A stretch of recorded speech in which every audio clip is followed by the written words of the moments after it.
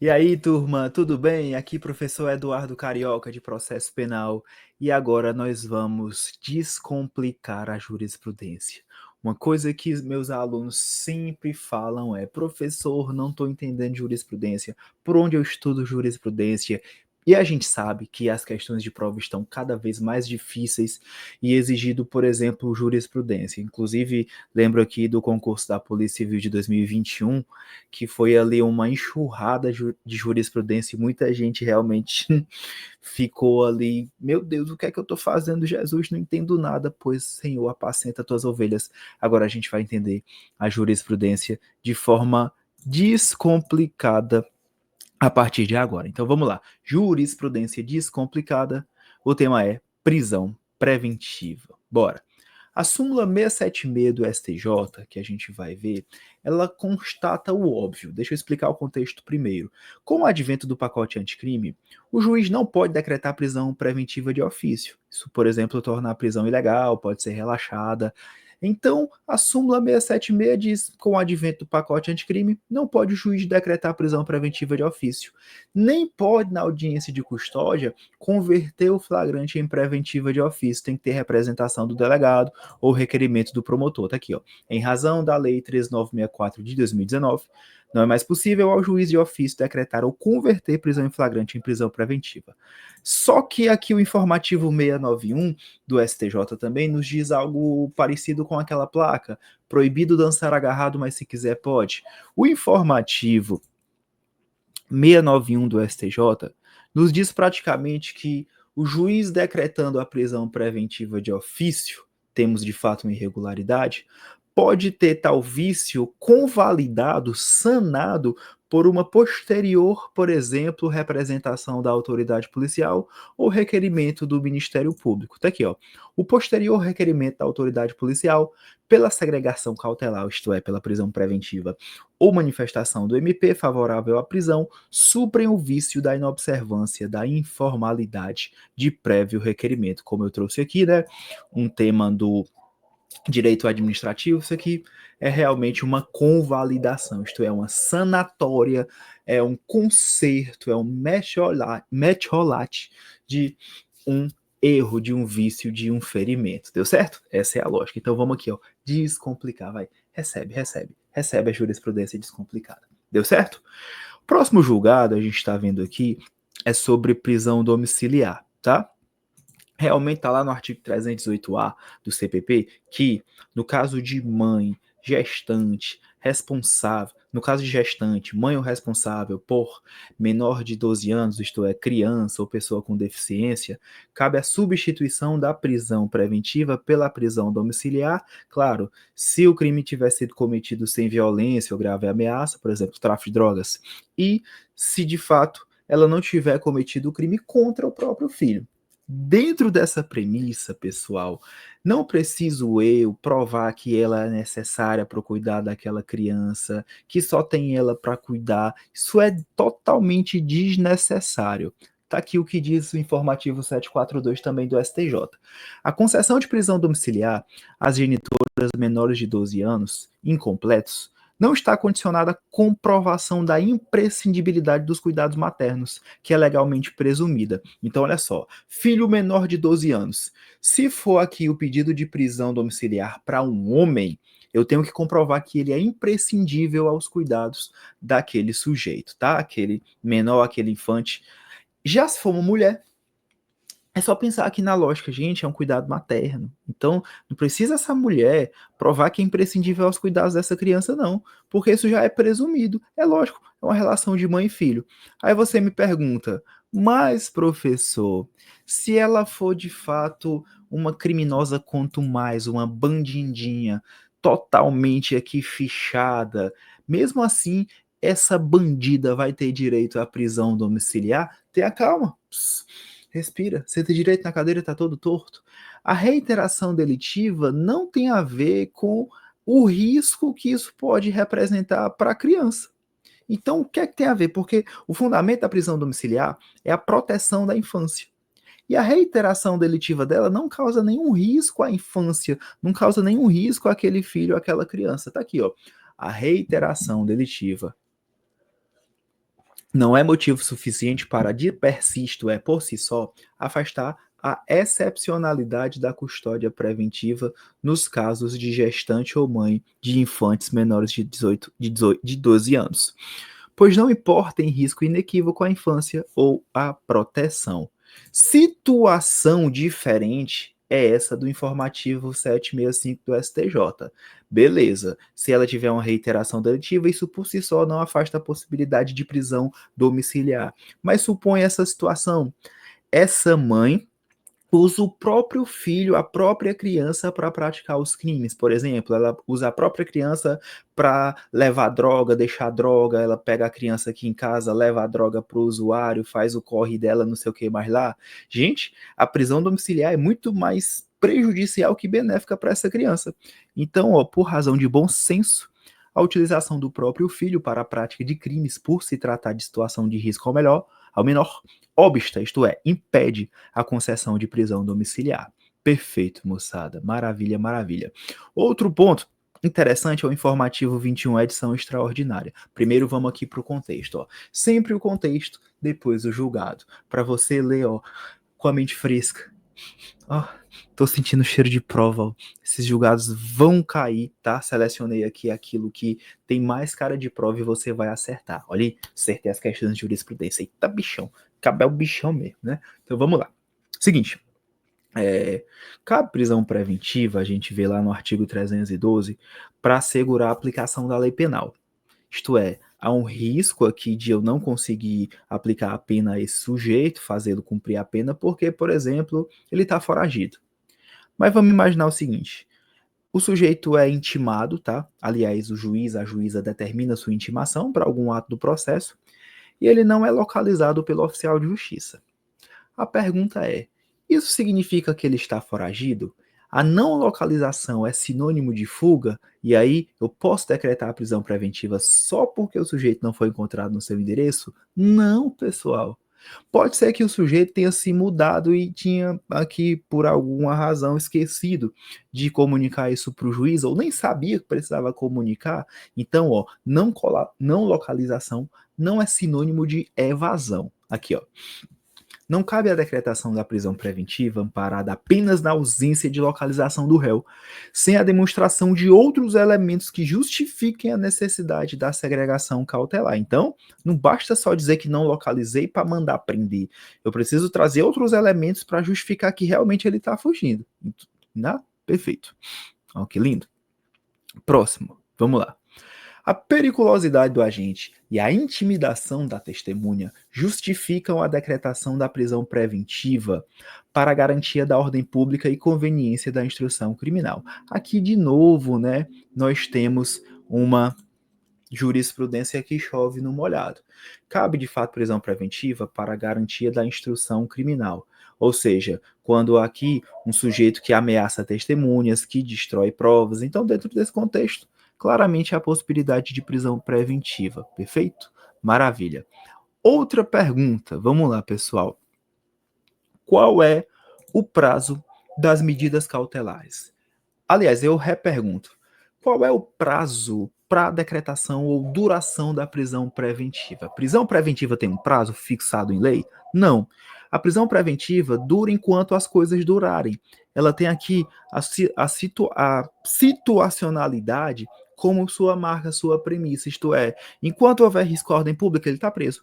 Enquanto houver risco à instrução criminal, ele está preso. A partir do momento em que esse motivo desaparecer, é que ele vai ser libertado. A mesma coisa em relação às medidas cautelares. Tem prazo para a medida cautelar de não se ausentar da comarca? Tem prazo para a medida cautelar de tornozeleira eletrônica e recolhimento domiciliar? Não. Qual vai ser então a razão da sua duração?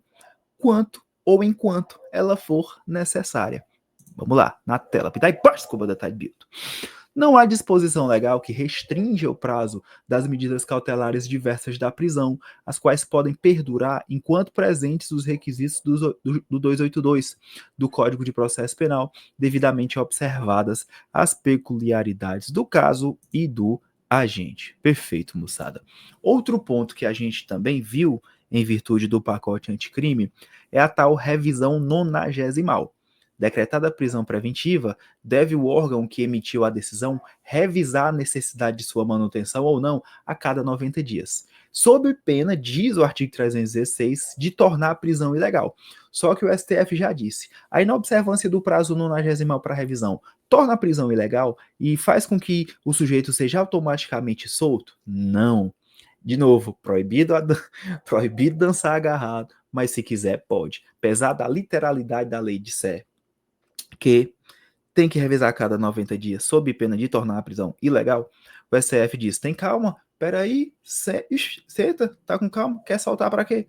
Tem que analisar realmente, né, mesmo de maneira atrasada, fora dos 90 dias, se há ou não razão para a prisão ser mantida. Agora, se o acusado tiver foragido, não há a necessidade da revisão nonagesimal. Olha aí que pergunta boa de prova. Estando o indiciado foragido, mas assim, de fato, assim de fato decretada a sua prisão preventiva, cabe revisão nonagesimal? Não, que ele está foragido. Está aqui, ó. Quando o acusado encontrar-se foragido, não há o dever de revisão ex officio da prisão preventiva a cada 90 dias, do artigo 316, parágrafo único do CPP. Perfeito, moçada. Agora, a gente vai chegar num ponto que é muito interessante, que é o jurisprudência em teses STJ. Eu já batia nessa tecla desde 2018, quando eu levava isso para a sala de aula. Eu dizia, gente, as questões de prova vão cobrar o jurisprudência em teses, porque as teses são bem pequenininhas e aí elas cabem no item de uma questão. Ou, por exemplo, no Sebrasp, dá bonitinho a questão certo ou errado. Isso vai cair em provas. E aí, qual a consequência? Questões aqui de concurso de variadas bancas, Sebrasp, FGV e Decam, como fez bastante na Polícia Civil, tem cobrado jurisprudência em teses. E aí, ó, eu trouxe as principais teses do jurisprudência em teses do STJ sobre prisão preventiva. Olha aí que maravilha. Vamos lá. A primeira. A fuga do distrito da culpa é fundamentação idônea a justificar o decreto da custódia preventiva para a conveniência da instrução criminal e como garantia da ordem pública. Tranquilo também, chovendo no molhado. Fugiu significa dizer que não dá aqui para aplicar a lei penal. Cadê o caba? Não acho, tá? Então, aqui, de novo, é uma jurisprudência que foge no molhado. Próximo ponto. As condições pessoais favoráveis não garantem a recomendação da prisão preventiva quando há nos autos elementos hábeis a recomendar a manutenção da custódia. Vamos aqui entender. Muito comum, quando alguém está preso, a gente pega isso muito, né? Lá no trabalho, na secretaria da vara, pedidos de revogação de prisão em que o principal ponto que o advogado bate é que o sujeito é primário, de bons antecedentes, tem residência fixa, é do grupo de oração, maravilha, o cara é, meu Deus do céu, um antro de moralidade, ele é uma pessoa boa, olha a mãe dele como tá sofrendo. Gente, condição pessoal favorável por si só não é requisito para revogar a prisão preventiva, não. Por quê? O sujeito pode ser de fato um santo, mas ter praticado o crime aqui de uma maneira grave o suficiente para manter sua prisão. Então, não necessariamente. Então, sei lá, o sujeito pratica um duplo homicídio, um triplo homicídio, com requintes de crueldade, ou seja, com a gravidade concreta da conduta. Significa que eu não vou decretar a prisão preventiva só porque ele é primário de bons antecedentes, então, ó, por si só, isso não serve de nada. Pronto, perfeito, moçada. Aqui, a figura da substituição da prisão preventiva pela prisão domiciliar. Recapitulando. Lá no artigo 318 do CPP, está lá o rol das possibilidades de prisão domiciliar, que, como eu costumo dizer, é a prisão preventiva home office. Ou seja, você vai cumprir a prisão preventiva recolhido na sua casa. O inciso 1 do artigo 318 diz, né, que cabe a prisão domiciliar quando o sujeito for maior de 80 anos. O inciso 2 fala exatamente em um sujeito extremamente debilitado por motivo de doença grave. Mas, para o sujeito ter direito à prisão domiciliar por estar extremamente debilitado por motivo de doença grave, eu tenho que comprovar que não tem como tratar esse moribundo, esse doente, no estabelecimento prisional. Se eu conseguir tratá-lo no estabelecimento, tá bom, já não está sendo tratado aí. Tem direito à prisão domiciliar? Não. Aqui, ó, a substituição da prisão preventiva pela domiciliar exige comprovação de doença grave, que acarrete extrema debilidade e a impossibilidade de se prestar a devida assistência médica no estabelecimento penal. Então, esse doente só vai ter direito à prisão domiciliar se não tiver como cuidar dele no presídio. Se tiver como cuidar dele no presídio, fica aí. Para que tu quer hospital? Para que tu quer prisão domiciliar? Tu tá sendo bem tratado aí? Então pronto, fica aí. Inciso 4. Também chovendo no molhado, tá? A prisão preventiva pode ser substituída pela domiciliar quando a gente for comprovadamente imprescindível aos cuidados especiais de pessoa menor de 6 anos ou com deficiência. Eu não vou nem aqui perder tempo comentando muito esse quarto tema, essa quarta tese, porque realmente é a letra da lei. Pronto. Outro ponto interessante. Com o pacote anticrime, ficou aqui reforçado, ratificado, que a decisão que decreta a prisão preventiva deve ser fundamentada e justificada, de maneira concreta, de maneira específica, trazendo aqui elementos que justificam o fato daquele sujeito estar preso, engaiolado. Até porque, pessoal, prisão é exceção. A gente está lidando com o bem jurídico mais caro de uma pessoa, que é a sua liberdade. Beleza, sabemos que a prisão precisa ser motivada. Agora, as medidas cautelares diversas, elas são mais brandas que a prisão, mas elas precisam ser justificadas. Então, por exemplo, o juiz relaxou a prisão de alguém por excesso de prazo, mas aí aplicou medidas cautelares para ele. O juiz precisa ou não justificar isso? Ou, por exemplo, numa revogação, o juiz precisa ou não justificar a imposição lá da tornozeleira eletrônica, do comparecimento mensal? Precisa, pessoal.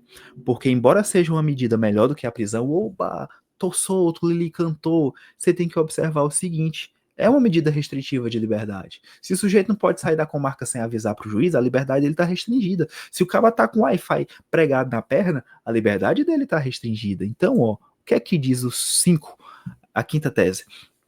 As medidas cautelares diversas da prisão, ainda que mais benéficas, implicam em restrições de direitos individuais, sendo necessária a fundamentação para sua imposição, tá? Outro ponto muito interessante é esse item 6. Primeiro, deixa eu explicar a figura da citação por edital. Quando o réu está em um local que ninguém sabe, ele vai ser citado por edital, que é uma citação ficta, né? Se publica o edital, passa o prazo do edital. Se ele não aparecer nem constituir advogado, artigo 366 do CPP, fica suspenso o processo e a prescrição também. Nesse período, o juiz pode decretar a prisão preventiva só porque ele não foi encontrado? Mesma lógica daquele primeiro julgado. Não, pessoal. Não é porque ele não foi encontrado que ele está foragido. Não localização não é sinônimo de evasão.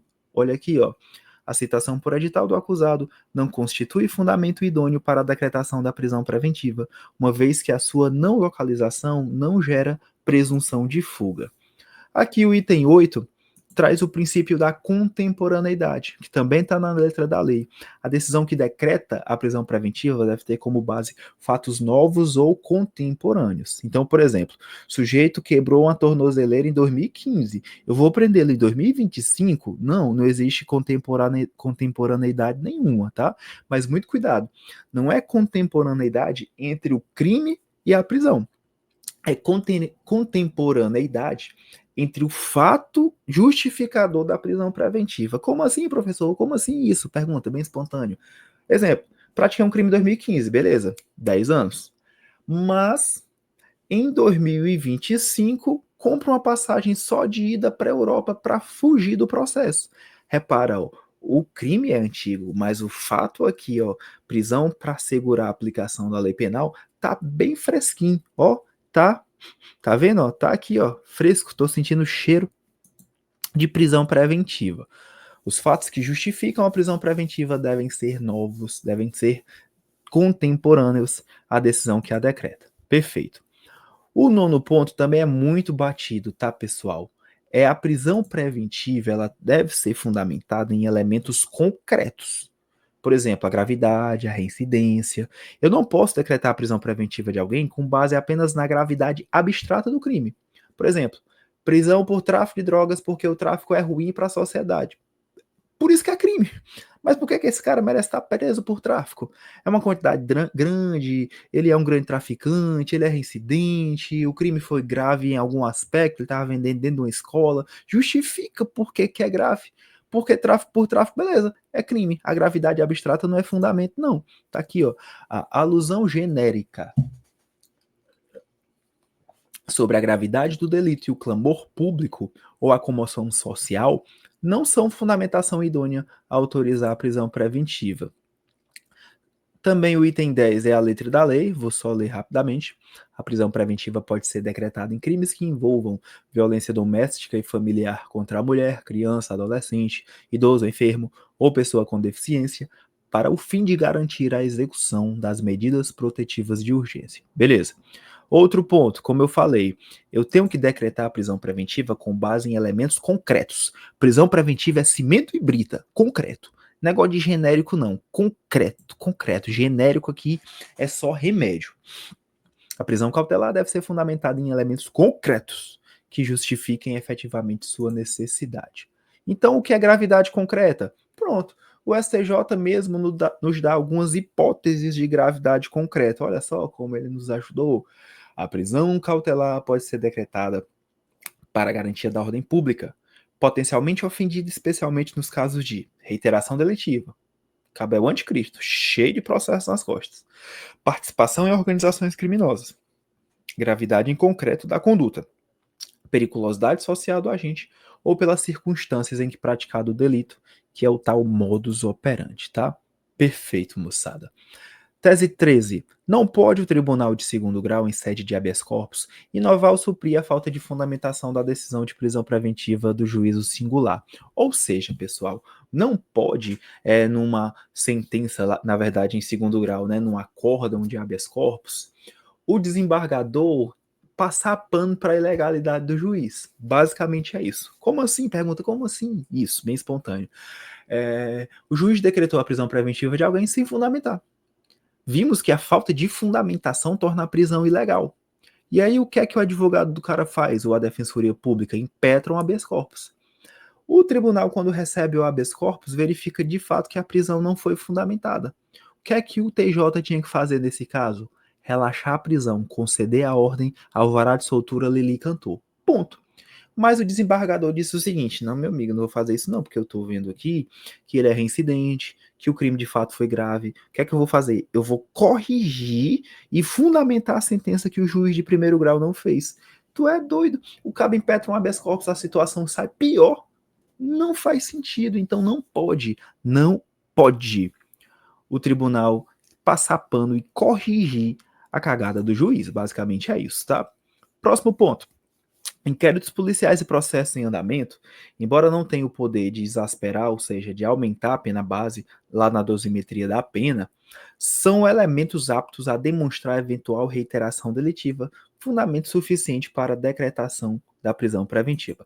Trocando em miúdos, vamos lá. De fato, existe o princípio da presunção de inocência, ninguém pode ser considerado culpado antes do trânsito em julgado da sentença penal condenatória. Ok. Mas a prisão preventiva pode ser decretada para garantia da ordem pública quando o juiz verificar que o sujeito tem ações penais em curso. Ah, mas não tem sentença. Ah, mas não tem trânsito em julgado. Precisa? Não. Só tem inquéritos, não tem aqui trânsito em julgado. Pode decretar? Pode. Atos infracionais também podem ser fundamentos para a prisão preventiva? Podem. Contanto, claro, né, que haja uma pertinência entre o ato infracional e o crime, que esse ato infracional tenha sido praticado há pouco tempo, né? A noção lá de contemporaneidade. Então, ação penal, inquérito e ato infracional pretérito podem servir como fundamento para a prisão preventiva para a garantia da ordem pública. Perfeito, maravilha, maravilha, maravilha. Então vamos para o último julgado, dizendo aqui que a segregação cautelar é medida excepcional, mesmo no tocante aos crimes de tráfico, associação por tráfico. Ou seja, tenho que mostrar não só que o crime é aquele, de maneira genérica. Eu tenho aqui, ó, que especificar, tá vendo? Ó, exige a especificação de que a custódia cautelar atende a pelo menos um dos requisitos do artigo 312. Pronto. Então aqui, pessoal, nós realmente vimos de A a Z as teses e os julgados do STJ sobre prisão preventiva, e eu lhe mostrei isso de uma maneira descomplicada, simplificada, e você tem agora o que precisa para acertar questões difíceis de prisões. Um beijo.